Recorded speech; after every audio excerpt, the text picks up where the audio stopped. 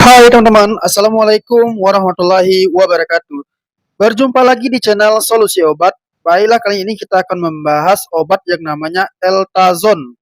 Seperti biasa, sebelum kita ke pembahasan teman-teman, marilah kita bersolawat. Allahumma shalli ala sayyidina Muhammad wa ala sayyidina Muhammad. Insya Allah kita akan mendapatkan syafaatnya di hari akhir nanti. Amin ya robbal alamin.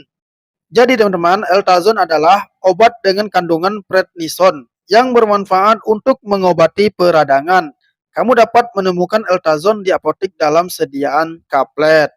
Eltazon adalah obat dengan kandungan utama prednison yang bermanfaat untuk mengatasi peradangan seperti radang tenggorokan atau pembengkakan gusi akibat masalah gigi. Obat Eltazon juga diresepkan pada pasien rematik, gangguan kolagen, dan masalah pada kulit. Kamu dapat menemukan Eltazon dalam sediaan kaplet di apotek maupun di rumah sakit ya teman-teman. Dosis dan aturan pakai Eltazon. Eltazon tergolong obat keras yang penggunaannya harus menggunakan resep dokter.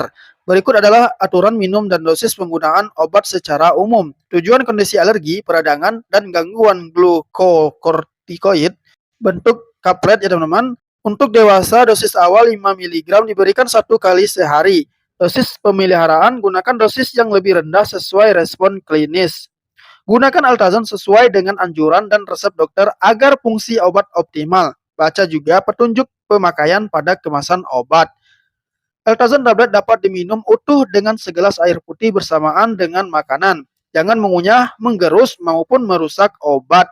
Konsumsi obat secara teratur pada waktu yang sama. Apabila kamu lupa minum obat, segera pakai obat ini jika jeda waktu selanjutnya masih lama. Jika jedanya singkat, lupakan dosis yang tertinggal. Jangan menggandakan dosis pada waktu bersamaan. Simpan obat Eltazon pada suhu 25 derajat Celcius pada tempat yang kering dan terhindar dari paparan sinar matahari. Pastikan obat terhindar dari jangkauan anak-anak.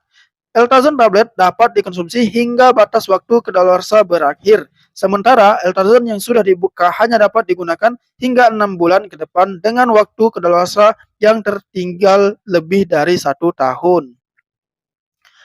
Efek samping yang mungkin terjadi atau yang umum terjadi setelah mengonsumsi obat ini teman-teman seperti nafsu makan meningkat, jerawat, kulit kepala kering, mencerahkan warna kulit normal, wajah merah, rambut rontok.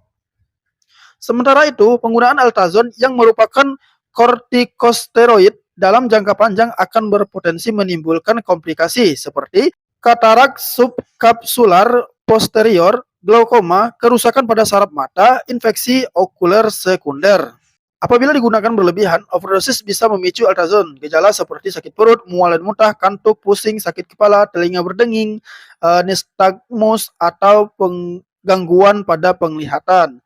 Segera konsultasi dengan dokter jika efek samping tidak kunjung sembuh dan semakin memberat ya teman-teman.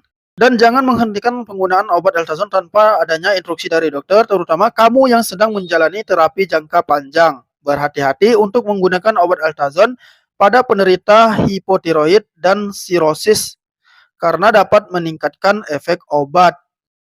Nah, jadi itulah sedikit informasi tentang obat Eltazon teman-teman. Semoga bermanfaat. Sampai jumpa di video berikutnya. Wabillahi taufiq wal hidayah. Wassalamualaikum warahmatullahi wabarakatuh.